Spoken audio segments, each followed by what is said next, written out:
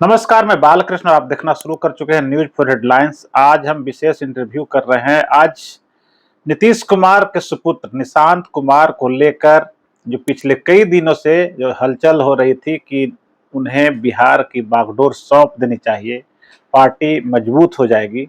लेकिन आज एमएलसी जो कि कभी नीतीश के चहेते मंत्रियों में से एक थे, भगवान सिंह कुशवाहा ने एक बयान दिया है जिसमें साफ तौर पर उन्होंने कहा है कि अगर निशांत को राजनीति में नीतीश कुमार लाते हैं तो लालू और नीतीश में कोई फर्क नहीं रह जाएगा।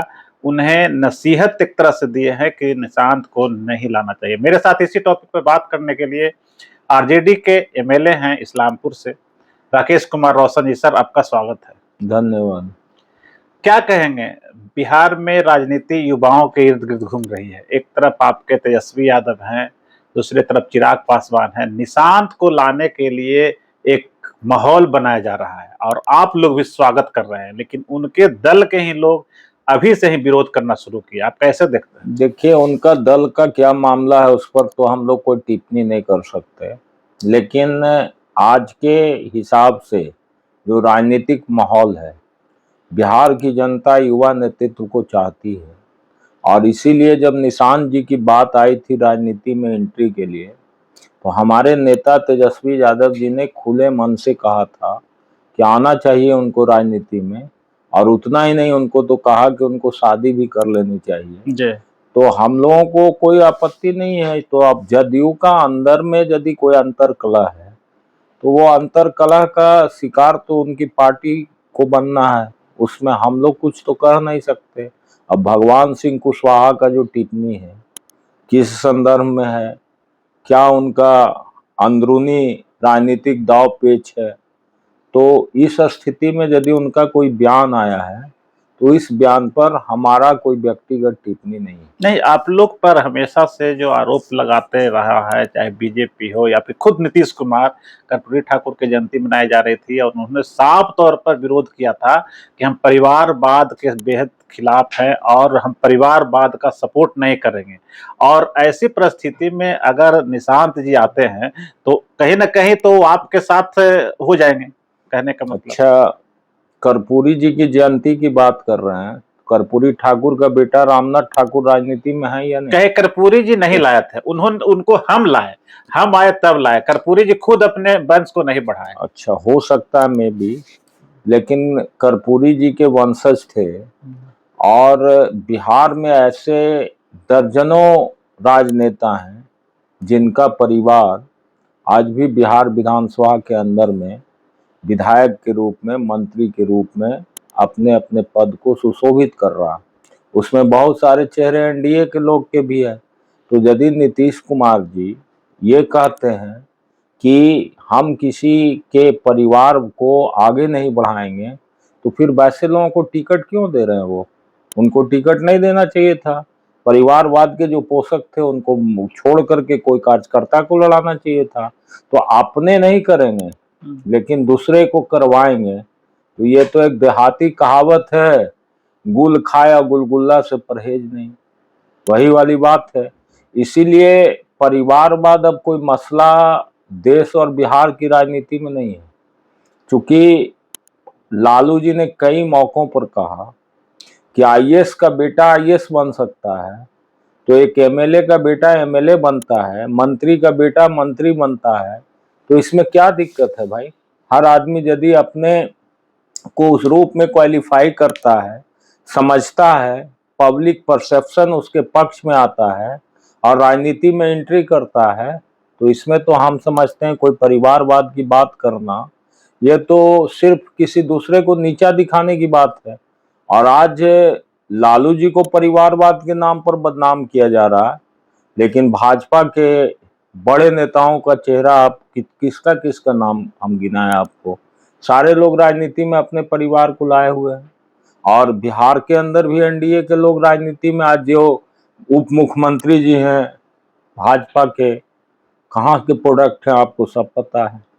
तो ये एक राजनीतिक मुद्दा बना करके किसी व्यक्ति को अपमानित करने का एक एजेंडा बन सकता है, लेकिन अब बिहार के राजनीति में परिवारवाद कोई मुद्दा नहीं है। और यदि ये मुद्दा रहता तो 2020 के चुनाव में तेजस्वी यादव को बिहार की जनता रिकॉग्नाइज नहीं करती। बिहार की जनता ने तो रिकॉग्नाइज करके उनको नेता बना दिया, और नेता बनाया इस नाम पे तो सिर्फ नहीं कि लालू जी के वो बेटे हैं, इस नाम पे नहीं बने।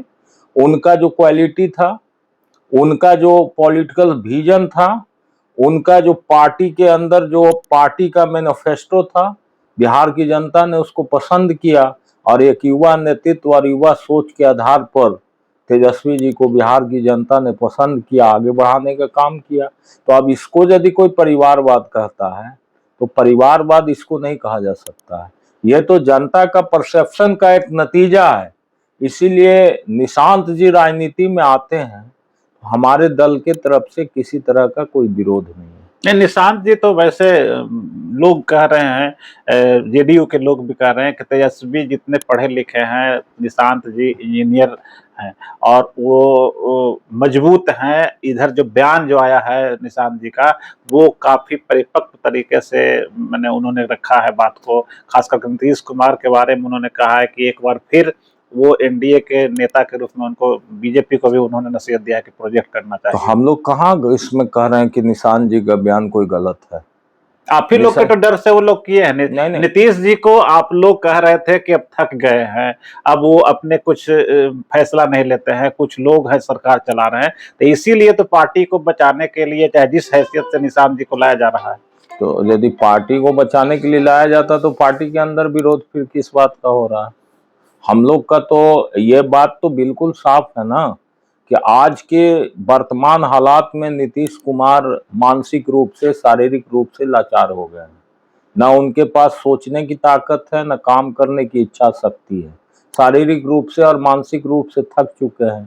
तो हम लोग क्या गलत कह रहे हैं कि इस बिहार को एक थका हारा हुआ व्यक्ति किस तरह से बिहार को चलाएगा? 13-14 करोड़ की आबादी का हमारा प्रदेश है, और 14 करोड़ का जो मुखिया है वो, उसका दिमाग 14 करोड़ के लोगों के सुख दुख को समझने के लायक नहीं है। तो फिर बिहार के सामने तो ये बहुत बड़ा प्रश्न चिन्ह है ना कि हमारा बिहार चलेगा कैसे। तो हम लोग इस सही मुद्दा को उठा रहे हैं, कोई गलत मुद्दा को थोड़ी के उठा रहे हैं। हम तो आज भी और सब जगहों पर हम लोग कह रहे हैं कि नीतीश कुमार जो है वर्तमान परिस्थिति में फेलुअर हैं, और नीतीश जी को स्वतः कुर्सी त्याग कर देना चाहिए, और स्वतः कुर्सी त्याग करके उनको किसी निशांत जी को सौंप देना चाहिए। नहीं, ऐसा हम लोग क्यों कहेंगे? इसलिए कि लोकतंत्र है, लोकतंत्र है, ये कोई राजतंत्र तो है नहीं। नीतीश जी को सौंपने से भी निशांत जी मुख्यमंत्री थोड़ी के बन जाएंगे। उनको जनता के प्लेटफॉर्म पे आना होगा, जनता के बीच से निर्वाचित होकर के आना होगा। वो नीतीश कुमार के एक राजनीतिक उत्तराधिकारी हो सकते हैं, लेकिन जिस पद पर है नीतीश कुमार, उस पर पहुंचने के लिए उनको जो लोकतांत्रिक प्रक्रिया है, उस प्रक्रिया के तहत वो आएंगे। यदि जनता समर्थन करेगी, मैंडेट देगी उनके पक्ष में, तब ना उस जगह पर जाएंगे। तेजस्वी जी को टक्कर मिलेगा निशांत से? देखिए, लगता है कि तेजस्वी और निशांत में आमने सामने भिड़ंत हो सकता है। मैं इस बात को क्वालिटी के हिसाब से इस बात को विश्वास नहीं कर सकते। तेजस्वी जी पर बहुत टिप्पणी किया जाता है उनके एजुकेशन पर, लेकिन कभी किसी मुद्दों पर उन्होंने जो बात रखने का काम किया, क्या उससे कहीं लगता है कि तेजस्वी जी की गंभीरता और परिपक्वता और उनका जो इंटेलिजेंसी है कहीं से गड़बड़ है? ऐसा हम तो नहीं समझते। निशांत जी का गड़बड़ है? नहीं, निशांत जी का गड़बड़, निशांत जी के मुद्दा को आप क्यों ला रहे हैं? निशांत जी को तो हम लोग कह रहे हैं भाई कि राजनीति के लायक है तो आना चाहिए उनको, लेकिन आप ये दोनों का कंपैरिजन कर रहे हैं।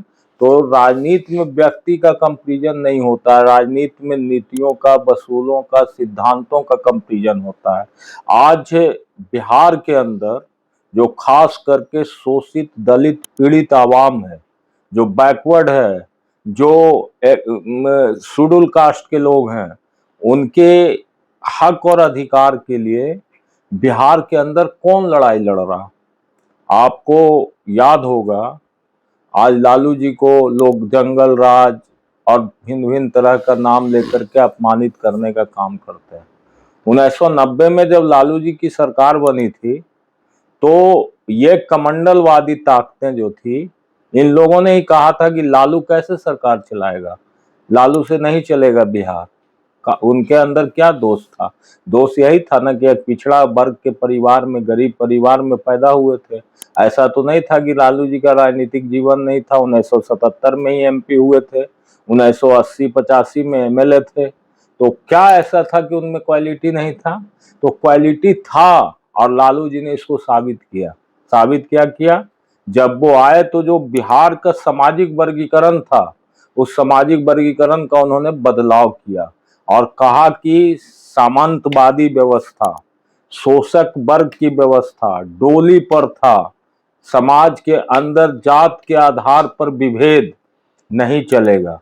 समाज के अंतिम पंक्ति में भी बैठा हुआ यदि कोई व्यक्ति है तो उसको समाज के मुख्य धारा में जुट करके बराबर हिस्सेदारी है, उसको खाने पीने, रहने, शिक्षा प्राप्त करने का। नीतीश जी और तो यही सामाजिक न्याय का उन्होंने नारा दिया और उन्होंने कहा, गरीबों के बीच उन्होंने इस बात को स्थापित किया कि तुम्हारा हक क्या है, तुम्हारा अधिकार क्या है, और उसको एक ताकत दिया, आवाज दिया उनके बीच में, उनको ऐसा पॉलिटिकल विजन दिया कि गरीब भी अपनी बात को सीना तान के सब जगहों पर जाकर के अपने हक और अधिकार के लिए लड़ाई लड़ने लगे। तो उसमें भी तो नीतीश जी श्रेय ले रहे हैं, कह रहे हैं हम ही तो बनाए हैं लालू यादव को, जब तू 3 साल के बाद गड़बड़ सड़बड़ करने लगे तो हम उनको छोड़ दिए। अच्छा, अब आप बताइए, नीतीश कुमार जी सबको बनाए तो इसका मतलब है भाई कि नीतीश कुमार से बड़ा किंग मेकर बिहार में कोई है ये नहीं है। तो कह रहे हैं इसी बात को मान रहे हैं। उनके कहने का अपने मन से अपने मुंह मिट्ठू वाली बात होती है। तो कहे कि 3 साल के बाद लालू जी गड़बड़ करने लगे। वो बनाए, खुद क्यों नहीं बन गए? खुद क्यों नहीं बन गए? उनको खुद बन जाना चाहिए था। लालू जी उस समय के राजनीतिक परिस्थितियों के उपज थे और लालू जी को बिहार के सामंतवादी लोगों ने सत्ता देने में हमेशा हिचकिचाहट का काम किया। तो जो लोग भी खास करके बैकवर्ड शेड्यूल कास्ट के जो लोग थे, जिनका सोच था कि समाज के अंदर परिवर्तन होना चाहिए, वैसे लोग लालू जी के साथ थे। नीतीश जी का योगदान था, उसमें नीतीश कुमार भी थे, उसमें और भी बहुत सारे लोग थे, सिर्फ नीतीश कुमार थोड़ी के थे, उसमें बहुत सारे लोग थे। सब लोगों ने मदद किया और सब लोगों ने मदद करके लालू जी को सरकार बनाया। लेफ्ट के लोग भी साथ थे, लेफ्ट के लोगों ने साथ दिया। सरकार को तो शुरू में भाजपा ने भी समर्थन दिया था और बाद में जब आडवाणी जी का रथ निकला और उन लोग ये मंडल कमीशन का विरोध करने लगे तब भाजपा के लोग अलग हो गए। तो लालू जी के साथ उस समय गरीबों का ताकत था और गरीब लोग चाहता था कि लालू जी बिहार के मुख्यमंत्री बने। तो जो गरीब का समर्थक था, सब लोगों का सहयोग मिला, सब लोग साथ दिया, सब तो लालू जी बने। इसलिए कोई नीतीश कुमार के उपज लालू जी नहीं है, ये कहना बिल्कुल ही गलत है। आपको यादगारी के लिए हम बताना चाहते हैं, 1977 में लालू जी पार्लियामेंट के मेंबर बने थे। उस समय नीतीश कुमार का कोई राजनीतिक पहचान नहीं था। 1980 में लालू जी सोनपुर से विधायक हुए, उस समय नीतीश कुमार का कोई राजनीतिक पहचान नहीं था। 1985 में पहली बार हरनौत से जीते। तो लालू जी को ही पैदा किया, वो आप खुद समझ लीजिए कंपैरिजन करके। जो व्यक्ति 77 से एमपी रहा, 80 में एमएलए रहा, उस समय तक नीतीश कुमार का आता पता नहीं था। 85 में नीतीश जी आए, तब नीतीश जी पैदा किए या लालू जी स्वयं पैदा हुए? अब आप अच्छा, अब दौर तो युवाओं का है, तो चिराग हैं, तेजस्वी हैं, इधर निशांत आ गए हैं, तो लगता है कि अब युवा में सबसे मजबूत लीडर में से उभरेंगे निशांत या फिर तेजस्वी? देखिए, हम शुरू में ही आपको बोले कि राजनीति जो है नीति वसूल सिद्धांतों का है, कोई व्यक्ति से राजनीति प्रभावित नहीं होता है। चिराग पासवान जी दलित समुदाय से आते हैं, लेकिन दलित समुदाय के लिए आज क्या वो कर रहे हैं? आज दलित समुदाय के लोग जिस तरह से प्रताड़ित हो रहे हैं, जो उनका आर्थिक शैक्षणिक स्तर है, उसमें सुधार करने के लिए क्या इन्होंने किया? इनका सिर्फ और सिर्फ मकसद रहा कि किसी तरह से हम सत्ता में काबिज रहें। इसके अलावा तो इनका कोई मकसद रहा नहीं। अभी आप देखिए, शेड्यूल कास्ट और शेड्यूल ट्राइब के लिए एक्ट बना देश के अंदर में, और एक्ट बना तो उसमें भी आपस में विभेद पैदा किया गया। दलित महादलित, महादलित और दलित करके पैदा किया गया। उस समय रामविलास जी थे, ये तो राजनीति में उस समय प्रासंगिक भी नहीं थे। रामविलास जी कह रहे थे कि भाई नहीं, ये तो गलत हुआ। लेकिन आज तो कहाँ, किसके गोद में बैठे हुए हैं? वही दलित महादलित के गोद में बैठे हुए हैं। अभी SC/ST का एक्ट लागू हुआ, और SC/ST एक्ट जो लागू हुआ, क्या अभी पूरे बिहार और देश का बात छोड़िए, हम बिहार की बात कर रहे हैं, सबसे ज्यादा मुकदमा SC/ST एक्ट का लंबित है। न्यायालय में जितना SC/ST एक्ट का जजेज होना चाहिए, स्पेशल कोर्ट नहीं है। लोग परेशान हो रहा है, इसको कौन देख रहा? सबसे ज्यादा गद्दी गांव के अंदर भूमिहीन है, कौन है? शेड्यूल कास्ट के लोग हैं। गांव के अंदर यदि जीविका का कमी है, कौन लोग हैं? वही शेड्यूल कास्ट के लोग हैं। आज बड़े पैमाने पर पलायन हो रहा है। किसका पलायन हो रहा है? शेड्यूल कास्ट का, शेड्यूल ट्राइब का पलायन हो रहा है। लेकिन इसको रोकने के लिए क्या इनके पास विजन है? क्या बात करते हैं चिराग जी? कभी बताइए, किसी पार्लियामेंट के अंदर किसी स्पीच में इन्होंने कहा कि गरीबों को, दलितों को, सबको आवास मिले? 5 डिसमिल जमीन जो सरकार फैसला किया कि हम देंगे भूमिहीन को, कभी इस पर चर्चा भी नहीं करते हैं। जिसको पर्चा मिला उसको कब्जा नहीं मिल रहा। आप उसी सरकार के साथ बैठे हुए हैं, तो कौन सा दलित का राजनीति आप कर रहे हैं भाई? तो जनता किसी के चेहरा पे वोट नहीं ना करेगा, जनता मुद्दा पर वोट करेगी। तो मुद्दा उनके पास है नहीं। और बाकी अभी जिनका आप नाम ले रहे हो तो अभी राजनीति में आए ही नहीं, तो उस पर टिप्पणी क्या करना है? और तेजस्वी जी का जो आप बात कर रहे हैं, तो तेजस्वी जी ने तो अपने को साबित किया है कि हम बिहार के युवाओं के लिए, हम युवाओं की समस्या को पहल करने के लिए, उस पर निदान करने के लिए तैयार हैं। आपको याद होगा 2020 में ये जो हमारा यूपीए गठबंधन था, इंडिया अलायंस, उसमें इंडिया अलायंस नहीं था, यूपीए था। यूपीए का घोषणा पत्र में हम लोगों ने कहा था 10 लाख लोगों को रोजगार देंगे। और जब ये बात हम कहते थे मंचों से, हमारे नेता कहते थे, तो यही माननीय मुख्यमंत्री जी कहा करते थे, पैसा कहाँ से लाएगा, बाप कहाँ से लाएगा, जेल से लाएगा। और जब हम लोग इनके साथ गए 18 महीना के लिए, तो 18 महीना में हमने अपने विजन को लागू करवाने का काम किया कि नहीं? 3,60,000 शिक्षकों की नियुक्ति करवाने का काम कौन किया? बिहार के अंदर 3 लाख लगभग पोस्ट हम लोगों ने क्रिएट किया, जिसकी अभी वैकेंसी निकल रही है। तो हमारा सोच था, हम आए जब सरकार के साथ तो हम लागू किए। कौन, किसके साथ आकर के? जो व्यक्ति खुद कहता था पैसा कहाँ से लाएगा, उसी व्यक्ति के कलम से हम लोगों ने नौकरी दिलाया। अच्छा, पैसा मिल रहा है। कन्हैया एक आपके मुद्दे को हाईजैक कहीं ना कहीं कर रहे हैं। वो पलायन और रोजगार का मुद्दा लेकर वो सड़क पे निकल गए हैं, यात्रा कर रहे हैं। देखिए, कन्हैया जी, पलायन और बेरोजगारी सही मायने में बिहार का मुद्दा है। इस पर यदि लड़ता है कोई गंभीरता से, लड़ना चाहिए उनको, लेकिन उनमें स्टेबिलिटी कहाँ है?